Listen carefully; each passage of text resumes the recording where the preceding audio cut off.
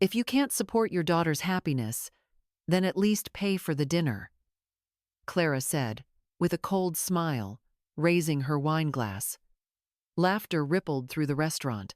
My fingers tightened around the napkin. My heart sank in that moment. I realized I was no longer family, just a wallet. My name is Eleanor Marsh, 65 years old. My hair, once a deep chestnut, now falls in soft silver waves around my shoulders. My face carries the natural lines of time, not from neglect, but from decades of hard work, quiet endurance, and love. For 38 years, I was married to Richard, a kind, steady man who ran a small appliance repair shop while I worked as a local librarian. Ours was a simple, hard-working marriage. No luxury, but plenty of warmth. We built our modest home together, raised our daughter Clara with patience and discipline, and thought we taught her the value of honesty and kindness. After Richard passed away from a long illness, I sold our house to help Clara during a rough financial patch and moved in with her family. Clara, 35, works as a corporate events manager, always dressed in polished blazers, expensive shoes, juggling clients and image. Her husband, Eric, 38, is a sales director for a luxury car company, charming at dinners, but perpetually chasing bonuses and social status. They have a son, Oliver, aged 9, sweet but already learning from his parents to glance past me. What began as a family arrangement slowly turned into me becoming invisible in my own daughter's home. Looking around that glittering table, surrounded by people who barely knew me, I felt a quiet ache rise in my chest. How had I come to be here, so small in a life I had once built with such care? To understand that, you'd have to know who I used to be. "You're so selfish, Mom." The words sliced through the low hum of the restaurant, sharp and unexpected, making me blink away from the soft glow of candlelight. Clara's voice carried effortlessly over the clinking of wine glasses and the polite murmur of other diners, landing like a slap across my face. Heads turned slightly from nearby tables, curiosity flickering in strangers' eyes before quickly being hidden behind forced smiles. I sat there, utterly still, my back straight as it had always been, my hands resting lightly on the white linen tablecloth, fingers suddenly feeling too old, too thin, too exposed. The overhead chandeliers sparkled innocently, casting gold patterns across the marble floor, while my heart began to thud heavily in my chest. The setting was beautiful, an upscale French bistro, velvet seats in a deep burgundy shade, crystal vases with pale roses on every table, and soft classical music drifting in the background. It was the kind of place people booked for anniversaries or engagements. The kind of place I would have never entered on my own, believing it too extravagant for someone like me. Yet here I was, seated at the far end of the long rectangular table, surrounded by my daughter Clara, her husband Eric, and a few of their carefully selected friends, faces I barely recognized, all dressed impeccably, perfectly poised with expensive watches and manicured nails. Clara leaned forward, her manicured fingers swirling the stem of her wine glass, a smile that didn't reach her eyes spreading across her flawless, carefully contoured face. "We wouldn't even be in this awkward situation if you'd simply supported your daughter's happiness. You had one job, Mom." Her tone was smooth, practiced, the kind she used in boardrooms when closing deals, not when speaking to the woman who had raised her. My throat tightened, but I didn't speak. I felt every eye at the table glance toward me, some wide with thinly veiled amusement, others awkward, pretending to focus on their cutlery. Eric, sitting on Clara's left, joined in with a mocking chuckle, tilting his glass toward me. "To family support," he said, voice smug, his tailored navy blazer fitting him too perfectly, his smile too polished. Glasses clinked in agreement. My stomach turned. "I thought we were here for dinner," I finally whispered, forcing a smile so tight it made my jaw ache. "Oh, we are, Mom." Clara's lips curled into something cold, "but we figured you could at least pay the bill, since you've been less than helpful with the wedding." I inhaled slowly, trying to steady my hands which rested lightly on my lap. My gaze drifted around the table. Their friends, all young, successful-looking couples, avoided eye contact now, suddenly engrossed in their menus, their postures stiff, polite, complicit in the humiliation playing out in front of them. My pulse pounded in my ears. For a moment, I wasn't 65. I was a little girl again, standing in the schoolyard while older kids pointed and whispered. Except this time, the betrayal came not from strangers, but from the daughter I had sacrificed everything for. Clara's voice grew louder, sweeter, the tone people used in public to make their cruelty sound socially acceptable. "Mom, I'm not asking you to sell a kidney, just a little help with the destination wedding. Everyone else's parents are contributing." Eric nodded, swirling his wine lazily. "It's embarrassing, really. Not being able to tell people my wife's mother is helping her have her dream day." My mouth opened slightly but closed again. What could I say? That I had already sold my house after Richard's funeral, drained my savings when Clara and Eric were struggling with debt, and moved into their home believing I'd finally get to be part of a close-knit family? I sat frozen, the room swirling around me. The waiters glided gracefully between tables. The soft glow of wall sconces reflected off polished cutlery, distant laughter, and conversations floated like cruel ghosts around me. Yet I felt completely alone. Clara's makeup was flawless, her curled hair bouncing perfectly when she spoke, but her eyes were sharp, unforgiving. Eric's smile was wide, calculated, his eyes gleaming with quiet contempt. And me? I could feel the air thickening in my lungs, my heart sinking beneath the weight of years of quiet sacrifice. I glanced down at the simple dress I had chosen for the evening. Navy blue, modest, comfortable, and realized how invisible I had become at this table. How little my presence mattered except as a financial convenience. I heard Clara laugh again, one hand reaching over to pat mine patronizingly. "Come on, Mom. If you can't support your daughter's happiness, at least pick up the dinner bill." Another ripple of awkward laughter followed, glasses clinking once more. And in that moment, under the warm lights and the polished civility, I realized I was no longer a mother at this table. I was simply the wallet. For the first time that evening, I allowed myself to lean back into my chair, my spine straightening, fingers relaxing.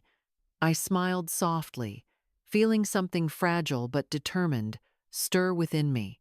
They didn't know it yet, but this was the last dinner where I'd let them choose the table, the rules, or the price of my dignity. If anyone had looked closely, they might have mistaken my smile for grace, but beneath it, I could feel my soul collapsing. I rose from my chair slowly, letting the polished legs of the chair drag softly across the marble floor. "I need a little fresh air," I said, keeping my voice steady, smoothing the front of my dress, hiding the tremor that wanted to betray me. No one stopped me. No one offered to join me. Clara was already giggling at something Eric had whispered in her ear, her hand brushing against his wrist with the ease of practiced charm. Their friends leaned in, heads close together, hungry for the next piece of gossip I wouldn't be present for. Not one person looked up from their expensive plates. I slipped through the glass doors to the balcony, letting the cooler air kiss my cheeks, soothing the heat that burned beneath my skin. The city was spread before me, glittering, unaware, while inside the restaurant the world continued on, unbothered by the quiet humiliation that had cracked me open. I gripped the iron railing, the cold metal grounding me. My reflection trembled faintly in the glass door, and as I looked at my own aging face, I wondered, how did I allow myself to disappear so completely? It hadn't started at dinner. No, this had been building quietly, silently, like water eroding rock. Until now, I stood hollowed out, reduced to a shadow of the woman I used to be. I remembered the day I moved into their home, my arms sore from packing boxes, my heart still tender from burying Richard. I had thought family would be my shelter. Instead, Clara had stood at the threshold, clipboard in hand, blonde hair tied in a flawless ponytail, lips stretched in a smile, too rehearsed.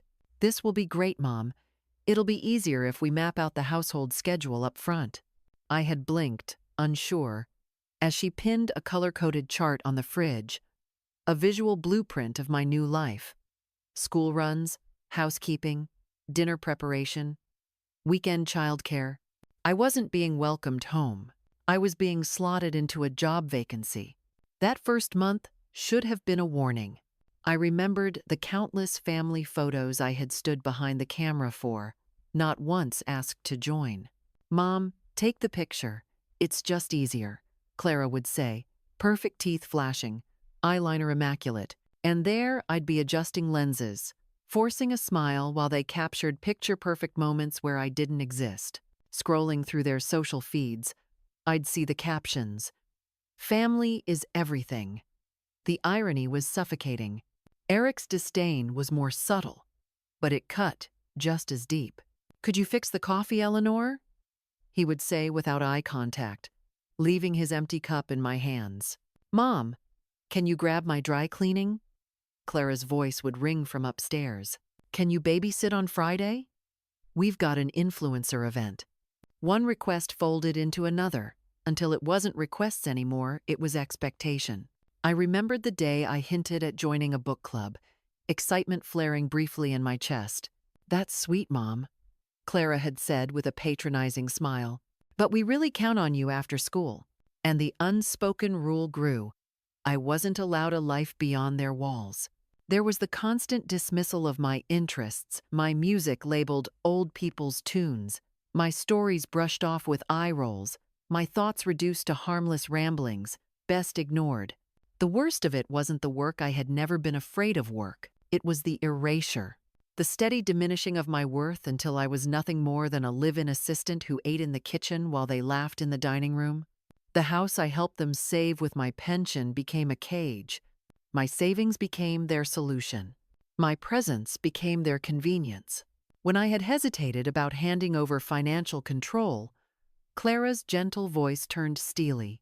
"It's just easier, Mom. This way we can manage bills properly. You'll always have everything you need." But I didn't have everything I needed. I needed dignity. I gripped the balcony railing tighter, blinking back the memory of birthdays forgotten, of Mother's Day brunches skipped, of nights I stayed home so they could post poolside selfies on exotic vacations. Vacations funded by my lifetime of savings. The memory that stung most was Oliver, my grandson, whom I once cradled in my arms, now mimicking Clara's dismissive tone. "Gran's just old. She doesn't know TikTok." I wasn't just ignored. I had become a running joke. Tonight's dinner wasn't an isolated betrayal. It was simply the first time they had humiliated me publicly. Behind me, through the glass, I saw them sipping wine, their laughter bright, carefree, unbothered. They had spent years shrinking me, pressing me into corners, making me smaller, quieter. But something stirred beneath the humiliation. Not tears, not rage, clarity. Clarity that I was never part of their picture-perfect world. Only a convenient supporting role they believed too weak to leave. I stood straighter, the cool wind breathing life back into my chest. "No more," I whispered. "No more forgotten birthdays. No more erased smiles. No more empty dinners served to people who didn't see me. No more years wasted in someone else's home, living someone else's version of family." The lights of the city blinked in the distance, the noise of the restaurant muffled behind me. But in my chest, a quiet calm took root. A promise. This would be the last time they would see me seated at their table, waiting for scraps of respect. Tomorrow, I would remember who I was, and I wouldn't be invisible again. The sting from Clara's words still lingered in my mind like a dull ache, but the more I replayed them, the more I felt something shift, a small crack, unnoticed at first, but enough to let in a sliver of light. I closed my eyes briefly, standing alone on the balcony, the city noise fading behind me, the cool breeze brushing against my skin, the chaos, the mockery, the manipulation, it was all so familiar now. Yet tonight, it felt different. I felt different. When I returned to the table, Clara and Eric's laughter continued without missing a beat, their friends no longer pretending to notice the uncomfortable silence I left behind. I sat back down, my smile tight, my hands folded neatly in my lap. "You okay, Mom?" Clara had asked with that same hollow sweetness, her eyes glimmering with the satisfaction of her victory. "You've been awfully quiet." I nodded without answering, the weight of her question hanging in the air between us, thinly veiled with concern, yet dripping with indifference. The meal passed in slow motion, each word a tiny stone sinking into the bottom of my stomach, but I said nothing more. I ate quietly, listening to their voices fade into the background as I withdrew further into myself. Later, after the dinner had ended, after the plates were cleared, and after the guests had taken their leave, I retreated to the quiet of my room. The house, for all its grandeur, felt hollow like an empty shell. I closed the door softly behind me, not wanting to disturb the silence that had finally settled over me. My hands were still trembling slightly, not from fear, but from something deeper, something I had never allowed myself to feel. The weight of years spent hidden behind the veil of family. I sat at the small desk, the one I had set up beside the window, its surface cluttered with old papers and photos from better days. It had always been a place to write letters, read books, or simply reflect on the few moments I allowed myself to breathe. Tonight, however, I wasn't writing letters. I wasn't thinking about the family's needs. Instead, I opened the drawer, pushing aside the clutter, unopened bills, receipts, and an old checkbook, and there, beneath the mess, I found a thin manila folder, its corners slightly frayed. I held the folder between my fingers for a moment, feeling the weight of it, though I didn't know what was inside. Slowly, I opened it, my breath held as the contents spilled out onto the desk. The first few pages were simple tax records, some bank statements, documents I had seen many times. But then, at the bottom of the stack, there was something different. An old, slightly yellowed deed for a property. I blinked, the words slowly registering as I read them. Lakeview Cottage. Inheritance from Sister Evelyn Marsh. For a long moment, I couldn't breathe. I read the document again, then again, until the words finally made sense. My late sister, Evelyn, had left me a small lakeside cottage, a place she had inherited from her husband many years ago, a place I had completely forgotten about.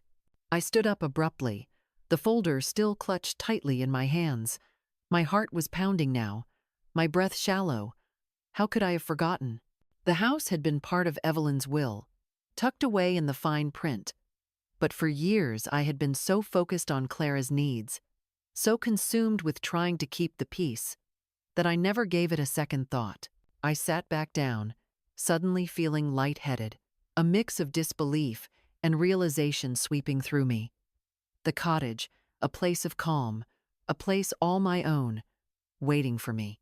A place that was now mine, untouched, unclaimed, free from the demands and expectations of Clara and Eric. I didn't need their permission. I didn't need their approval. I had an inheritance, a house, a future. It was more than just property. It was freedom. For the first time in years, I felt the weight of possibility pressing against me, the doors of a life I could create opening wide. I ran my fingers over the papers again, tracing the address of the cottage, Lakeview Cottage, nestled by the water, a quiet retreat, untouched by the noise and chaos of the life I had been living. But this wasn't just about a house. It was about reclaiming everything I had lost. I thought of the years of sacrifices, the meals I'd cooked, the laundry I'd folded, the endless hours spent in the background, invisible, while they lived their lives without a second thought for me. I thought of Clara's sharp words, Eric's subtle disregard, the hollow laughter at the dinner table, the way they had carved me into something useful, then tossed me aside when they had no more use for me. I thought of all the little things, the way they never asked what I needed, the way my presence was an inconvenience, the way they treated me like a burden, the way I had allowed it, thinking that somehow that was what being a mother, a grandmother, a good family member meant. But now I saw it for what it was. I stood up again, the weight of the papers in my hand grounding me. For the first time in years, I felt a sense of ownership. Not just of a cottage, but of my life. I wasn't just a caretaker. I wasn't just someone who existed to please others. I had my own space, my own place, my own choice. The decision was clear. I wouldn't let them dictate my life any longer. I wouldn't keep folding into the corners of their lives, hidden from view. I would go to Lakeview Cottage. I would reclaim what was rightfully mine. The moment I made that decision, the weight that had been crushing me for so long seemed to lift, just a little. It wasn't a magical solution. There would be more to come, more struggles, more realizations. But tonight, for the first time in a long while, I felt something I hadn't allowed myself to feel in years. Hope. I looked out the window, the moonlight casting a soft glow over the city. It seemed so distant, so indifferent, but I could see it now I was free. The world wasn't my enemy. It wasn't even my daughter's world that was to blame. It was the way I had allowed myself to be invisible. It was time to be seen, to stand tall, to be something more. With a deep breath, I closed the folder, setting it carefully on the desk. Tomorrow, I would call the lawyer. I would make the necessary arrangements. And finally, I would leave. The days that followed were a blur of steady, quiet decisions, each one taking me further from the suffocating weight of my old life and closer to something I hadn't allowed myself to imagine in years' independence. I knew it wasn't going to be easy. There would be resistance, perhaps even anger, from Clara and Eric. But something deep inside me had changed. I no longer felt like I was holding my breath, waiting for approval. I was breathing again, fully, steadily. The first step was simple: the lawyer. I sat at the small wooden desk by the window, the papers from Evelyn's will spread in front of me. The deed to Lakeview Cottage was clear, the title and ownership written in bold, undeniable ink. It had been Evelyn's wish for me to have it, after all. I dialed the lawyer's number with steady fingers, my thumb hovering just for a moment before I pressed the call button. The sound of the dial tone felt oddly final, as though each ring brought me closer to a decision I had once feared but now fully embraced. It didn't take long for the line to connect. "Good afternoon, Mrs. Marsh," came the voice on the other end, a polite, professional tone that I recognized immediately. It was Mr. Parker, a family lawyer I'd known for years. A quiet man, reliable, always respectful. "How can I help you today?" "Mr. Parker," I said, my voice steady, my words measured. "I need to verify something. The title to a property my sister left me, the Lakeview Cottage." I paused. I'd like to discuss next steps for transferring the ownership into my name. There was a slight pause on the other end, a brief sound of paper shuffling. "Ah, yes, the cottage." Evelyn's wish was clear. "We can certainly arrange the transfer for you. I'll need to prepare the necessary paperwork, and we'll need to discuss your intentions moving forward. Would you like to meet in person to go over everything?" I hadn't expected to feel so much weight lift from my chest when I heard those words. "It's mine," I thought to myself. "It's really mine." "Yes," I replied, a small smile touching my lips despite myself. "I'll come by tomorrow afternoon." The next morning, I took my time. I had never been one for rushing, but today, something felt different. Each movement I made was deliberate. Each decision, a small step towards a life that had once felt so far out of reach. I dressed simply, in a soft cardigan and comfortable trousers, not for anyone's approval, but for my own comfort. I wasn't the woman who dressed for show anymore. Not for Clara, not for Eric, just for me. The sun was hidden behind thick clouds, the kind of day that felt introspective and quiet, just like my mind. I left the cottage early, the small, familiar lane leading me through the sleepy village as I walked toward the town center, where Mr. Parker's office was located. The cobblestone streets were wet from the early rain, and the smell of wet earth filled the air, grounding me, reminding me that nature had a way of healing, just as I was healing, bit by bit. The lawyer's office was in a quaint brick building, tucked between a florist and a bookstore. It was a place that seemed to hold time in its stillness, an office of heavy wood furniture, dark leather chairs, and shelves lined with dusty law books. Mr. Parker stood behind his desk, a reassuring figure with graying hair and gentle brown eyes. He looked up from his papers as I entered, rising slowly to greet me. "Mrs. Marsh," he said, offering a soft smile. "It's good to see you. Please, have a seat." I sat across from him, the familiar scent of old wood filling the air, mixing with the crisp scent of fresh paper and ink. "I've gone over the deed," Mr. Parker began, pushing a stack of papers toward me. "Everything seems in order. The transfer will be straightforward. It's just a matter of finalizing the legal documentation, but I wanted to make sure you were clear on the process." I nodded, my fingers brushing over the documents, my gaze steady. I could feel the weight of the moment. I wasn't just claiming a house. I was claiming my autonomy, my space, my voice. It was a quiet reclaiming of everything I had given away, without thinking, without questioning. "I want to make sure everything is in place," I said, my voice firm now, more resolute. "I don't want any complications." "Of course," Mr. Parker said, his tone professional, but there was a note of understanding in his eyes. "I'll prepare the papers, but I need to ask, what are your plans for the property? Are you thinking of moving in permanently?" I paused, the weight of the question settling in my chest. What was I planning to do? The answer came without hesitation. "Yes," I said softly, looking him directly in the eye. "I'm moving in. It's mine now. It's my space, and I want to make it my home." He nodded slowly, as if he expected nothing less. "Very well then. I'll prepare everything. I'll contact you once the paperwork is ready for signing. In the meantime, please feel free to reach out if you have any questions." I left the office feeling lighter, though there was still work to do. As I walked back through the town square, I couldn't help but feel a sense of quiet triumph. The path I was walking felt familiar, but now it felt different, purposeful. When I returned home to the cottage later that day, the quiet of the garden enveloped me. The soft rustle of leaves in the breeze, the subtle hum of birds in the trees, all seemed to welcome me back. I stood in the doorway for a moment, letting the peace of the place wash over me. The small house, the garden I had spent hours cultivating, was no longer just a shelter. It was a sanctuary, my sanctuary.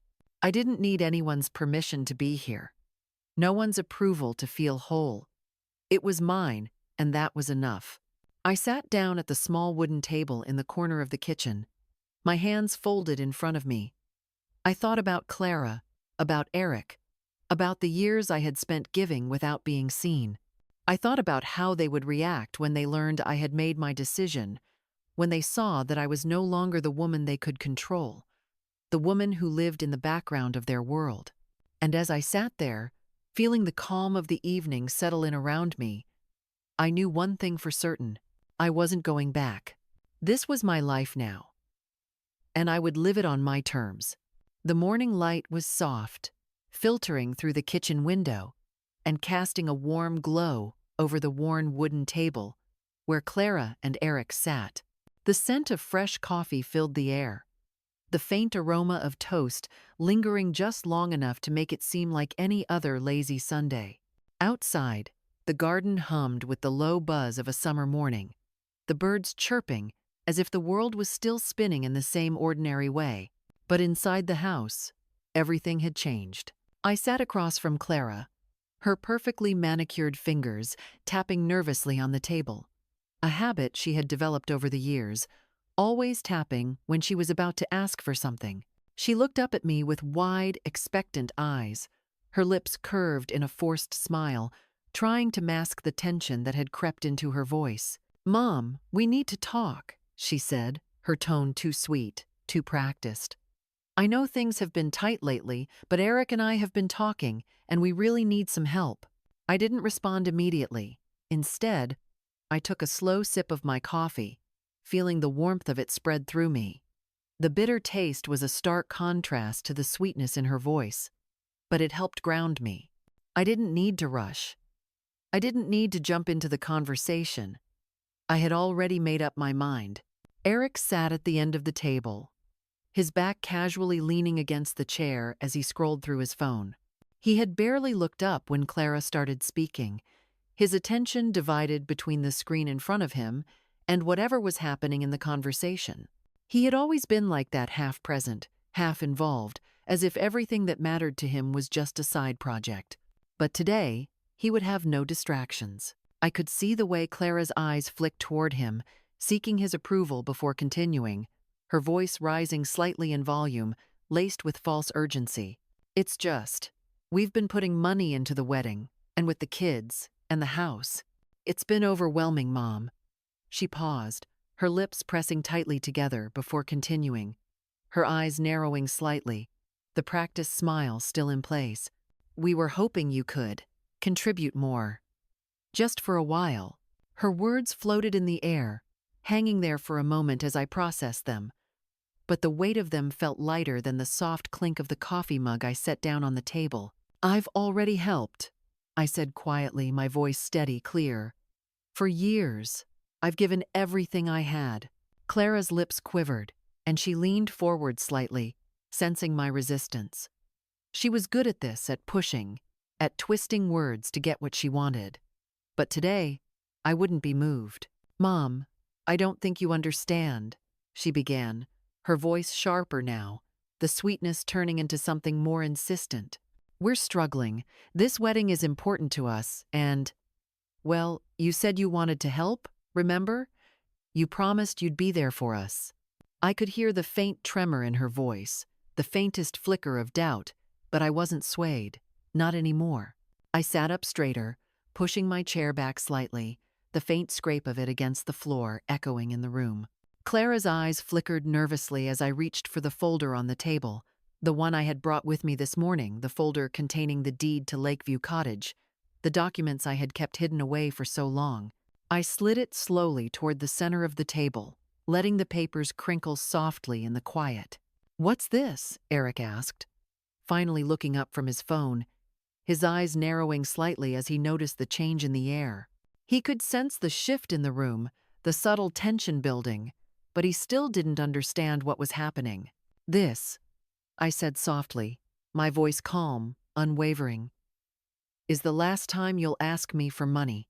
The words hung in the air like a confession, clear and direct, without hesitation. Clara's expression faltered for a moment. Her lips parted, as if to argue, but she stopped herself, eyes flicking down to the folder in front of her. The silence stretched long enough that I could feel it settle between us, heavy and implacable. "You're taking your savings for yourself?" Clara asked, her voice suddenly cold, disbelieving. "Is that what you're doing, Mom? After all we've done for you? You're just going to leave us out to dry?" I didn't flinch. I didn't blink. I just looked at her, steady and unyielding. "I've given everything, Clara. And you've taken it all without ever once asking if I was okay. This house, the money, the years of looking after you and Eric. And for what? To be humiliated at dinner?" I took a deep breath. "I'm done being your backup plan. I'm done being invisible." Clara's face twisted with a mix of anger and disbelief. Her eyes darted between me and the papers, her chest rising and falling with every breath she took. Eric, still in his seat, shifted uncomfortably, his hands folding into a tight grip on the table. "You can't just walk away from this, Mom," Clara said, her voice breaking slightly, her mask slipping. "You can't just take the money and leave us behind. We're your family." I met her gaze, unflinching. "You stopped being my family the moment you used me," I said softly, my voice resolute. And I stopped being your bank account the moment I realized I had a life of my own. Clara recoiled, her face flushing with a mix of shock and rage. She opened her mouth to retort, but no words came out. The air between us felt thick with unspoken truths, but I wasn't going to let her dismiss me any longer. Eric cleared his throat, his voice cold and measured. He leaned forward, his face tightening with frustration. "You don't get to do this, Eleanor," he said, his voice dropping slightly in volume. "You can't just decide to take everything and leave. You have obligations." I tilted my head slightly, meeting his eyes, not backing down. "I've done my part, Eric, for years, and now I'm done." I stood up, pushing my chair back with quiet finality. "I won't fund your lifestyle anymore. I've made other plans." Clara's eyes welled with tears, her face flushed with anger. She stood up suddenly, pushing her chair back with a harsh scrape. "I can't believe this," she whispered, her voice breaking. "After everything we've done for you, this is how you repay us." I didn't respond. I didn't need to. I simply turned and walked out of the room, leaving them to stew in their disbelief and outrage. The moment I stepped outside, I felt the weight lift from my shoulders. The decision was made. I wasn't turning back. Not for anyone. As the sun set behind the hills, casting soft shadows across the quiet landscape, Eleanor realized that for the first time in years, she felt like she could finally breathe. The drive to the cottage had been long and winding, but with each turn, away from the city, away from the world she had left behind, something inside her began to settle. The weight of years spent waiting, unnoticed, faded with every mile. The cottage, nestled on the edge of a serene lake, was a world away from the noise and demands of Clara and Eric's home. And as Eleanor pulled into the gravel driveway, a sense of peace washed over her, as though the house itself was welcoming her back. The small house stood quietly at the edge of the water, its weathered stone walls softened by creeping ivy. The roof, covered in moss, seemed to blend into the surrounding trees, as if it had always been there, a part of the landscape. The large windows framed the view of the lake perfectly, and the door, a deep shade of green, seemed to call out to her, offering a gentle invitation. Eleanor stood for a moment at the threshold, taking in the scene. The air was fresh, filled with the scent of pine trees and wildflowers, the breeze rippling gently across the lake's surface. The sound of water lapping against the shore was soothing, rhythmic, a lullaby for her weary soul. Inside, the house was small but cozy, filled with the familiar smell of aged wood and fresh linen. The wooden floors creaked softly beneath her feet as she stepped inside, taking in the space with quiet appreciation. The rooms were simple, but filled with character. The living room had an old stone fireplace, the hearth still lined with kindling, ready for a fire on chilly nights. A plush armchair sat by the window, offering the perfect view of the lake and the trees beyond. The walls were adorned with framed paintings, not the glossy, mass-produced images Clara had once hung in her home, but gentle landscapes of soft pastels, abstract patterns, and the occasional photograph of the lake in different seasons, all reminding Eleanor of the peace that had always been waiting for her here. She moved slowly from room to room, opening cabinets, unpacking the few things she had brought with her. The kitchen was small but functional, with copper pots hanging over the stove, a deep sink with a view of the lake, and a small wooden table where she could sit and have her morning tea. On the counter, a vase of freshly picked wildflowers sat beside a basket of fresh fruit, apples, peaches, and cherries, reminders of simpler, sweeter times. Her fingers traced the edges of the old wooden bookshelves that lined the walls of the living room, filled with novels and journals, each book a small piece of her past. She smiled softly as she picked up one of her favorites, Pride and Prejudice, and placed it gently on the coffee table. In the corner of the room, a small desk sat by the window. She pulled out a chair and sat down, gazing out at the lake. Her mind wandered back to her old life, to the time when she had been the center of a family, when she had thought that living for others was enough. But now, sitting here in this small cottage, surrounded by nothing but nature and her own thoughts, she understood that she had been wrong. For years, she had been invisible to her own family, pushed aside, dismissed, and used. She had given everything, sacrificed herself in the name of love, and yet, all she had received in return was silence. But now, it was different. She was different. She didn't need to be loved by anyone else to be whole. She had her own life, her own space, her own voice. The calm, steady rhythm of the water outside was a reminder of the peace she had fought for and finally found. As the sun dipped lower, painting the sky in shades of pink and orange, Eleanor stood up and made her way to the small garden outside the back door. The air was cooler now, but the scent of the flowers, lavender, daisies, and wild roses, filled the evening air. She ran her fingers over the petals of the blooms, each one delicate and perfect, and felt a deep sense of connection to the earth beneath her feet. The garden was small but well tended, with neat rows of herbs, vegetables, and flowers, each section marked by handmade signs, each plant carefully placed and nurtured.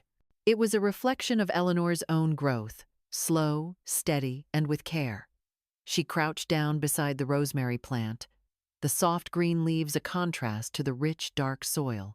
She smiled to herself as she plucked a few leaves, rubbing them between her fingers and inhaling their fragrant scent. The sound of water rippling against the shore continued, a peaceful backdrop to her thoughts. She could hear the wind rustling in the trees and the occasional call of a bird overhead. For the first time in a long time, Eleanor felt a sense of quiet joy settle in her chest. This was her space. This was her life. Later that evening, she made a simple dinner for herself, enjoying the stillness of the house. As she sat at the small wooden table, eating her meal slowly, she felt a sense of contentment she hadn't known in years. She wasn't running after anyone else's approval anymore. She wasn't serving anyone else's needs. She was living for herself, and that was enough.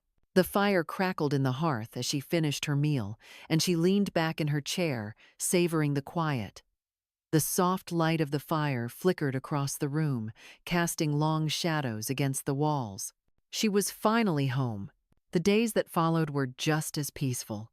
Each morning, she would wake early, drink her tea while watching the sunrise over the lake, and then spend the day tending to her garden, reading, or writing in her journal.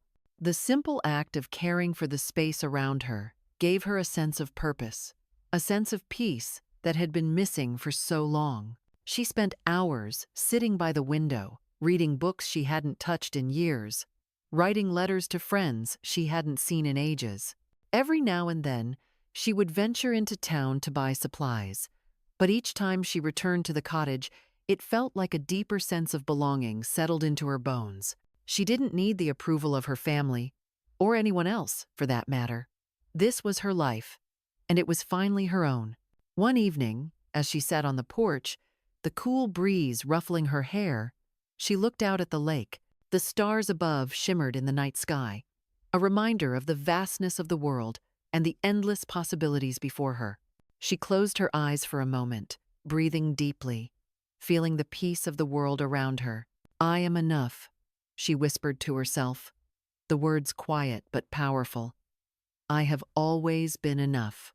And for the first time in years, Eleanor believed it.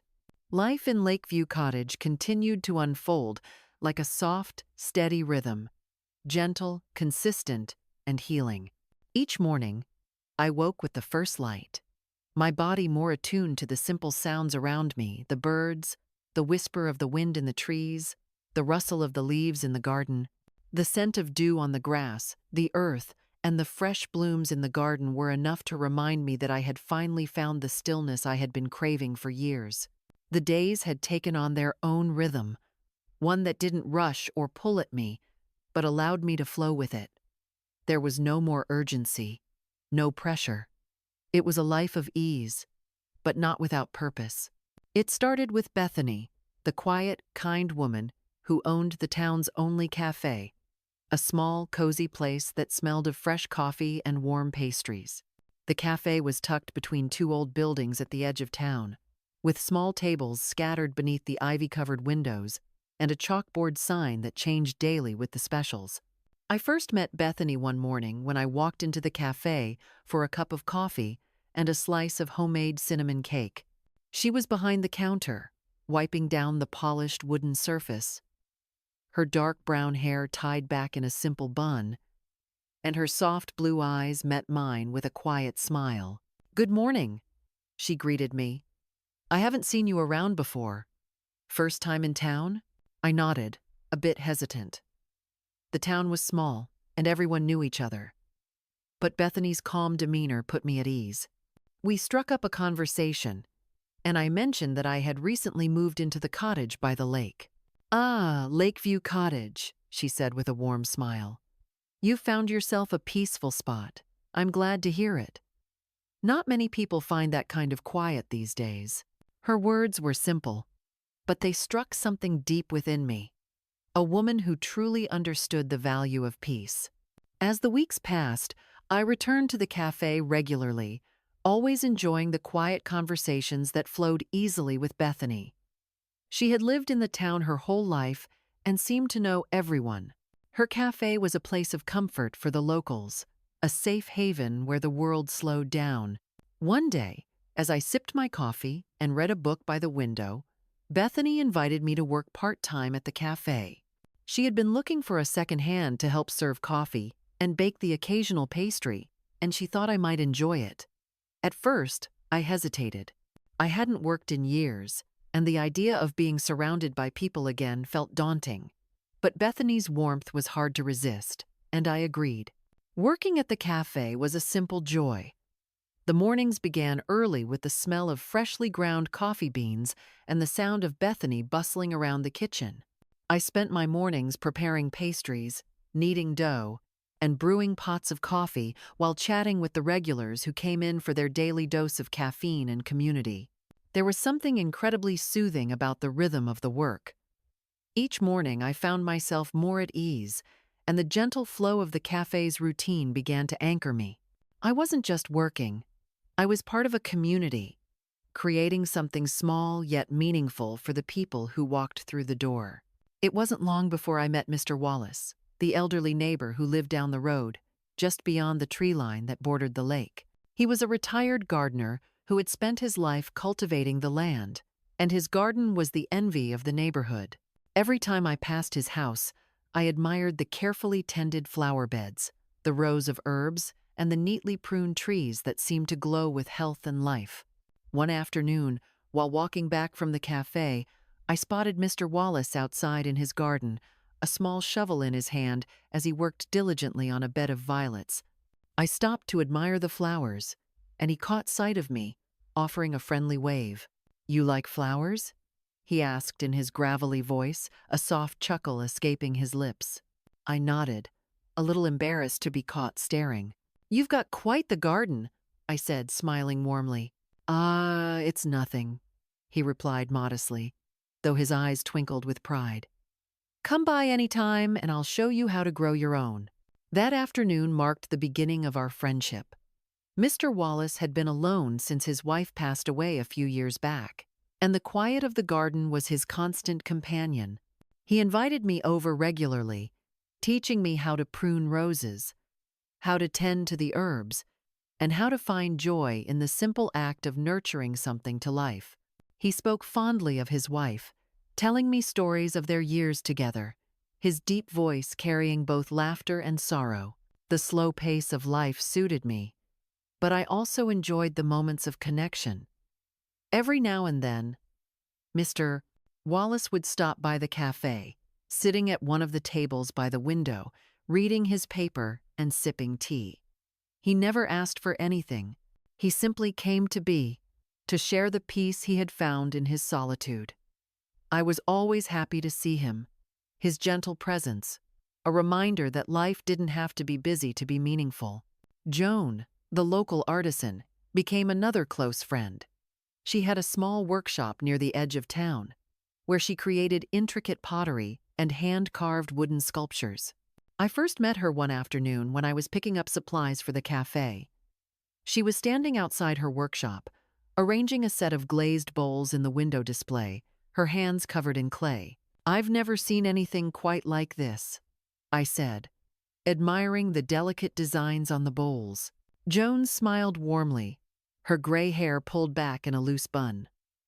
Her face was soft, weathered by years of hard work, but always filled with an unmistakable light. "Thank you," she replied, brushing her hands off on her apron.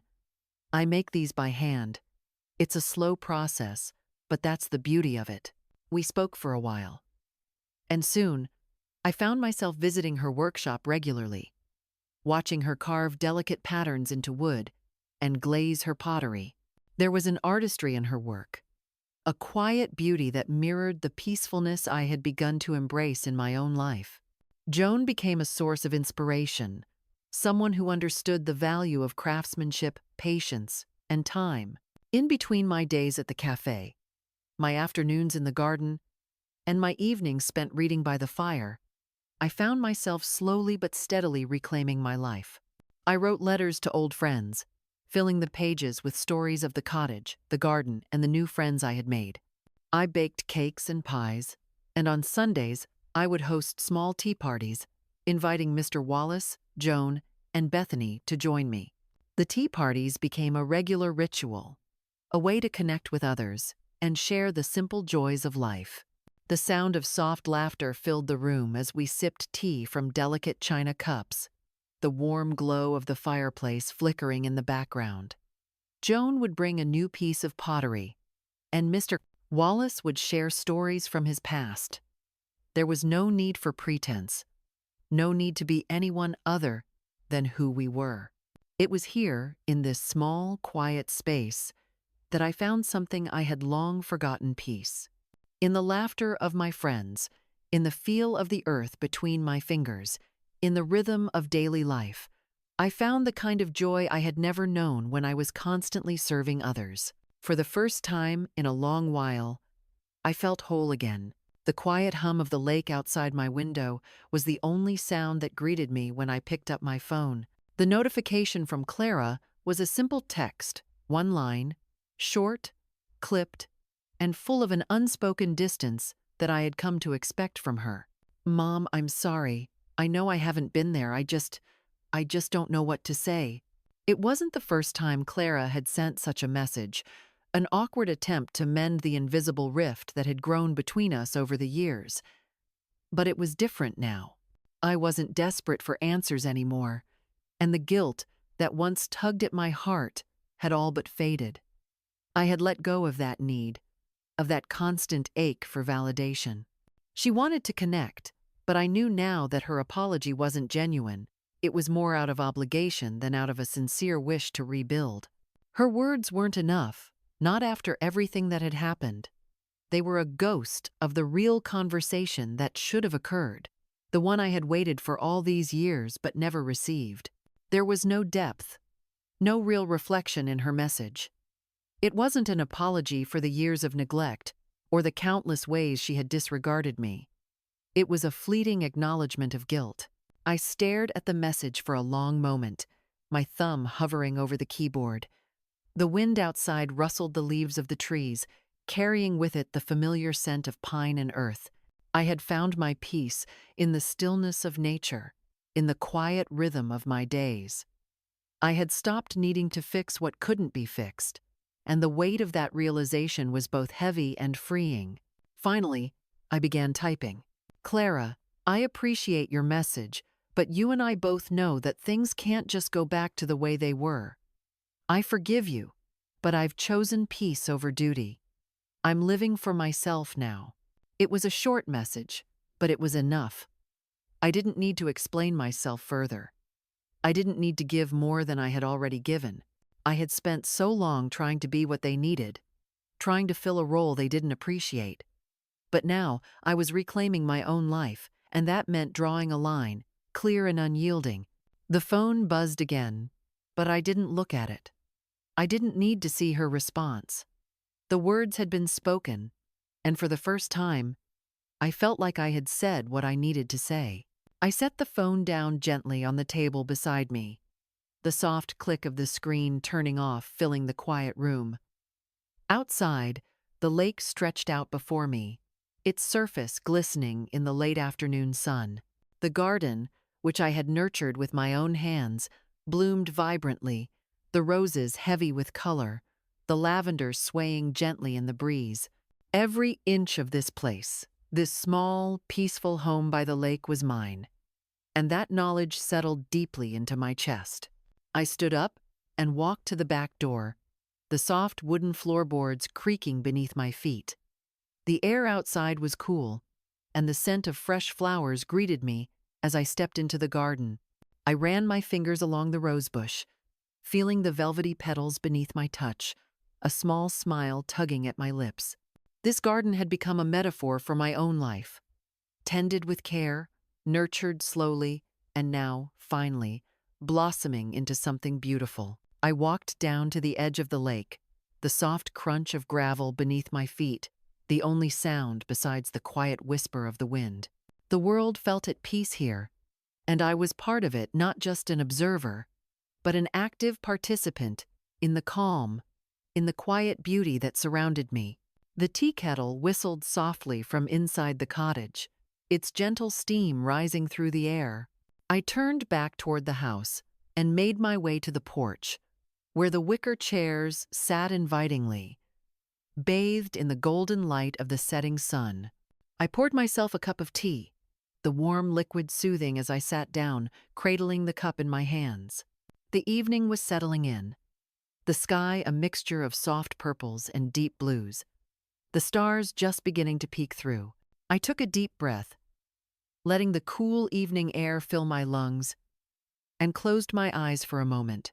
I could feel the peace wrapping itself around me like a blanket, a sense of contentment that came not from the approval of others, but from the quiet acceptance of myself. As I sipped my tea, I thought of Clara, of Eric, of the years I had spent waiting for their approval, for their love. And then I thought of how I had let go of that need. The years of sacrifice, of invisibility, of being overlooked, they no longer had power over me. They were part of my past, part of the lessons I had learned. I had forgiven them, but I had also let them go. The sky darkened around me, and I felt the cool evening breeze kiss my skin.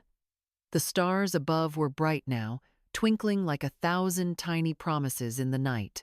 I let out a soft sigh, a weight I hadn't realized I was carrying, finally lifting from my chest. The stillness of the lake reflected the stillness in my heart. I was no longer a woman waiting for permission to live her life. I had already begun living it. I set my teacup down on the small wooden table beside me and stood up slowly, walking to the edge of the lake. The water was still now, reflecting the full moon in a perfect, shimmering mirror. The landscape was quiet, peaceful, and I could feel the satisfaction of being present in that moment, of knowing that I had made the choice to live for myself. As I stood there, watching the water stretch before me, I couldn't help but smile. "I've never been weak," I whispered to the wind, the words carrying on the breeze. "I've simply been waiting to remember my worth." The stillness in my heart was now complete. I had come full circle, not to the life I once thought I had to live, but to the life I was always meant to have. A life of peace, of independence, of love for myself, not as someone's mother, not as someone's caretaker, but as Eleanor. And that was more than enough.